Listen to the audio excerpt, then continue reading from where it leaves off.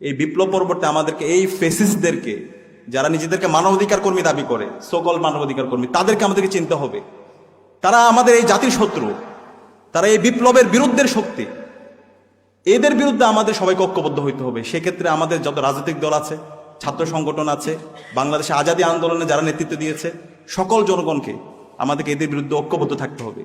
এই cultural fascist চক্র এই জাতির শত্রু, এই দেশের শত্রু। তারা এই বাংলাদেশে আবার সেই মাফিয়াতন্ত্র নিয়ে আসতে চায়। তারা এই বাংলাদেশে আবার দিল্লির এজেন্ডা বাস্তবায়ন করতে চায়। তারা এই বাংলাদেশে বাকশালী বয়ান, ফেসিবাদী বয়ানকে আবার তারা বিভিন্নভাবে ফিরে নিয়ে আসতে চায়। তারা আবার এই বাংলাদেশে গোম খন আয়নাগর প্রকল্পকে নর্মালাইজ করতে চায়। সুতরাং তাদের বিরুদ্ধে আমাদের জিরো টলারেন্স নীতি ঘোষণা করতে হবে। গত 16 বছরে বাংলাদেশে এমন ফেসিবাদ ছিল যে খুনি হাসিনা বাংলাদেশের যে অপার সম্ভাবনা, সে অপার সম্ভাবনাকে সে একদম নস্যাৎ করে দিয়েছিল। হাসিনা এই দক্ষিণ এশিয়া একজন নিকৃষ্ট শাসক হিসাবে নিজেকে সে আসীন করেছিল। বিশেষ করে যদি দেখি হাসিনার যে 16 বছরের তার শাসনামল, সেই শাসনামলে সে বিভিন্নভাবে এই শাসনটা করেছে। এবং এক্ষেত্রে বিশ্ববিদ্যালয় ক্যাম্পাসগুলোকে ছাত্রলীগের মাধ্যমে এক একটা কনসেন্ট্রেশন ক্যাম্প করেছিল। এখানকার শিক্ষার্থীদেরকে সাব হিউম্যান হিসেবে তারা ট্রিট করেছিল।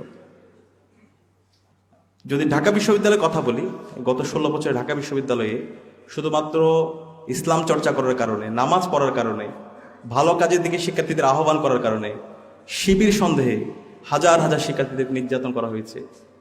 এবং এই নির্যাতন করার পরে তাদেরকে থানায় দেওয়া হয়েছে, মামলা দেওয়া হয়েছে, এবং সেটাকে সেলিব্রেশন করা হয়েছে, সেটাকে উৎসব আকারে দেখা হতো। 2013 সালে শাহবাগের মাধ্যমে এই যে অবৈধ নির্যাতন, নিষ্পেষণ এবং শিবির সন্দেহে কাউকে মারা, ডিহিউম্যানাইজ করা, সেটাকে আরো শক্তিশালীভাবে এটার বৈধতা দেওয়া হয়।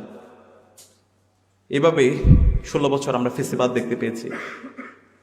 খুনি হাসিনা 16 বছরে আমরা একই সাথে দেখতে পেয়েছি অসংখ্য ফেসিবাদ বিরোধী যারা আন্দোলনের নেতৃত্ব দিয়েছে তাদেরকে, তাদের পরিবারের সদস্যদেরকে গুম করেছে, খুন করেছে। 3টা নির্বাচন, সে নির্বাচন অবৈধভাবে কেন্দ্র দখল করার মাধ্যমে, ইঞ্জিনিয়ারিং মাধ্যমে এদেশের নাগরিকদের ভোটার অধিকার হরণ করেছে। এই হাসিনার যে ফেসিবাদ, হাসিনার যে মাফিয়াতন্ত্র, লাশতন্ত্র, গোম খুন আয়নাগর প্রকল্প, সেটাকে বৈধতা দিয়েছিল বাংলাদেশে সিভিল সোসাইটি কিছু প্রতিনিধিরা। বিগত সময়ে কিন্তু এই ধরনের 10 ডিসেম্বর আন্তর্জাতিক মানবাধিকার দিবস পালন হয়েছে। এর আগে অসংখ্য মানবাধিকার দিবস পালন হয়েছে। কিন্তু মানবাধিকার দিবসগুলো ওই সমস্ত অ্যাক্টিভিস্টরাই, মানবাধিকার কর্মীরাই সেটা পালন করেছে যারা এই গুম খুন এবং আইনাগরের বৈধতা দিয়েছিল, যারা এই ফেসিবাদ কায়েম করার ক্ষেত্রে হাসিনাকে সহযোগিতা করেছিল, যারা তাদের দ্বিচারিতার মাধ্যমে বাংলাদেশে এই খুনি হাসিনাকে ফেসিস্ট হতে সহযোগিতা করেছিল। তো সে কারণে এই বিপ্লব পরবর্তী আমাদেরকে এই ফেসিস্টদেরকে, যারা নিজেদেরকে মানবাধিকার কর্মী দাবি করে, সকল মানবাধিকার কর্মী, তাদেরকে আমাদেরকে চিনতে হবে। তারা আমাদের এই জাতির শত্রু, তারা এই বিপ্লবের বিরুদ্ধের শক্তি। এদের বিরুদ্ধে আমাদের সবাইকে ঐক্যবদ্ধ হইতে হবে। সেক্ষেত্রে আমাদের যত রাজনৈতিক দল আছে, ছাত্র সংগঠন আছে, বাংলাদেশে আজাদী আন্দোলনে যারা নেতৃত্ব দিয়েছে, সকল জনগণকে আমাদেরকে এদের বিরুদ্ধে ঐক্যবদ্ধ থাকতে হবে। এই কালচারাল ফেসিস্ট চক্র এই জাতির শত্রু, এই দেশের শত্রু। তারা এই বাংলাদেশে আবার সেই মাফিয়াতন্ত্র নিয়ে আসতে চায়। তারা এই বাংলাদেশে আবার দিল্লির এজেন্ডা বাস্তবায়ন করতে চায়। তারা এই বাংলাদেশে বাকশালী বয়ান, ফেসিবাদী বয়ানকে আবার তারা বিভিন্নভাবে ফিরে নিয়ে আসতে চায়। তারা আবার এই বাংলাদেশে গোম খন আয়নাগর প্রকল্পকে নর্মালাইজ করতে চায়। সুতরাং তাদের বিরুদ্ধে আমাদের জিরো টলারেন্স নীতি ঘোষণা করতে হবে। তাদের বিরুদ্ধে দৃষ্টান্তমূলক বিচার আওতায় নিয়ে আসা, সেটাই হলো তাদের উপর ইনসাফ করা এবং এই জাতির উপর ইনসাফ করা। তো সে কারণে আমি আজকে আমাদের রাজনৈতিক দল, ছাত্র সংগঠন, বাংলাদেশে যারাই এই বিপ্লবের পক্ষে শক্তি আছে, আমাদের ঐক্যবদ্ধ হইতে হবে। আমাদের এই শহীদদের রেখে যাওয়া আমানতের যদি আমরা যথাযথ হক আদায় করতে চাই, তাহলে অবশ্যই আমাদেরকে এই কালচারাল ফেসিস্ট চক্র, এই যারা মানবাধিকার কর্মী বলে যারা হাসিনাকে ফেসিস্ট হতে সহযোগিতা করেছিল, যারা বাংলাদেশে শাহবাগ কায়েম করার মাধ্যমে বিচারিক হত্যাকাণ্ড থেকে শুরু করে এই গোম খুন আয়নাগরকে বৈধতা দিয়েছিল, তাদের বিরুদ্ধে আমাদের সতর্ক থাকতে হবে এবং তাদের বিচার এই স্বাধীন বাংলাদেশে সংগঠিত করতে হবে।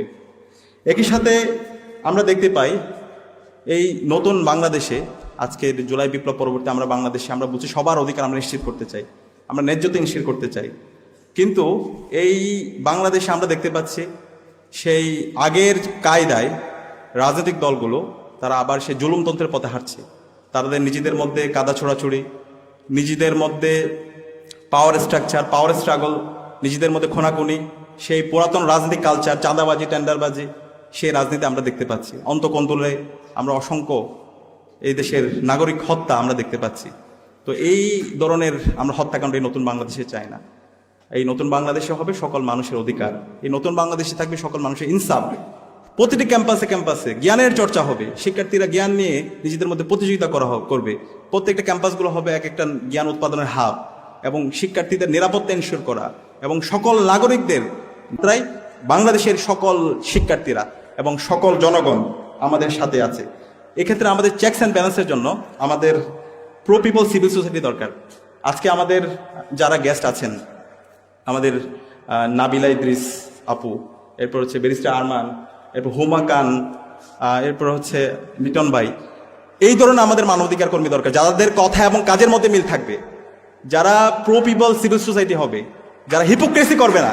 আমরা আজকে বাংলাদেশে সিভিল সোসাইটি বলতে দেখতে পাই তারা একটা প্রজেক্ট, তারা একটা হচ্ছে ওই যে সিভিল সোসাইটিটা দালালি করে, সেই দালাল আমরা চাই না। আমরা চাই রিয়াল, জেনুইন এবং অথেন্টিক, অনেস্ট এবং কম্পিটেন্ট, ইন্টিগ্রিটি সম্পন্ন সিভিল সোসাইটি, যারা এই দেশের মাটি ও মানুষের কথা বলবে, সবাইকে ধারণ করবে, ইনসাফকে ইনসাফ বলবে, জুলুমের বিরুদ্ধে তার কথা বলবে, জুলুম সেটা যত শক্তিশালী হোক। এবং আমরা ঢাকা বিশ্ববিদ্যালয় কেন্দ্রীয় ছাত্র সংসদের পক্ষ থেকে নাবিলা ইদ্রিস, এরপর হচ্ছে আমাদের এখানে যারা গেস্ট আছে, ব্যারিস্টার আরমান, লিটন ভাই, হুমা খান, তাদের যে দীর্ঘ স্যাক্রিফাইস, তাদের যে অবদান, সেটার জন্য আমরা তাদেরকে ধন্যবাদ জানাচ্ছি। এবং আমরা আজীবন এই জাতি, বিশেষ করে হুমা খান আপা দীর্ঘদিন ধরে বাংলাদেশে ছিলেন, জুলাই বিপ্লবে ক্রুশাল সময়ে আমাদেরকে বিভিন্নভাবে পরামর্শ দিয়েছেন, অভিভাবকের ভূমিকা পালন করেছেন, সার্বিকভাবে আমাদেরকে সহযোগিতা করেছেন। এই জাতি আজীবন শ্রদ্ধার সাথে ওনাদের কন্ট্রিবিউশনগুলো আমরা স্মরণ রাখবো ইনশাআল্লাহ। সম্মানিত উপস্থিতি, আজকে বাংলাদেশের একটা ঐতিহাসিক সময় আমরা পার করছি, বিপ্লব পরবর্তী আজকে 1.5 বছর পার করছি। এই সময়ে আমাদেরকে ঐক্যবদ্ধ হইতে হবে, আমাদেরকে ছাড় দিতে হবে। 54 বছর পরে আমরা ঐতিহাসিক সুযোগ পেয়েছি, আমরা যেন আমাদের নিজেদের মধ্যে হেলাই দোলাই, নিজেদের ব্যক্তিগত স্বার্থ, দলীয় স্বার্থ, বর্গীয় স্বার্থকে প্রাধান্য দিতে গিয়ে আমরা যেন এই ঐতিহাসিক সুযোগটা নষ্ট না করি। এখন এই সময় আমাদের এই বাংলাদেশের একটা ন্যাশনাল কনসেনসাসে আসার, জাতীয় ঐক্যমতে আসার মাধ্যমে এই আমাদের বাংলাদেশ রাষ্ট্রকে একটি শক্তিশালী ন্যাশন হিসেবে বিল্ড আপ করার সে উদাত্ত আহ্বান জানিয়ে ঢাকা বিশ্ববিদ্যালয় কেন্দ্রীয় ছাত্র সংসদের আজকের আয়োজনে আপনাদের উপস্থিত হওয়ার জন্য আন্তরিক ধন্যবাদ জানিয়ে এবং অতিথিদেরকে ধন্যবাদ জানিয়ে আমি আমার কথা শেষ করছি। আসসালামু আলাইকুম।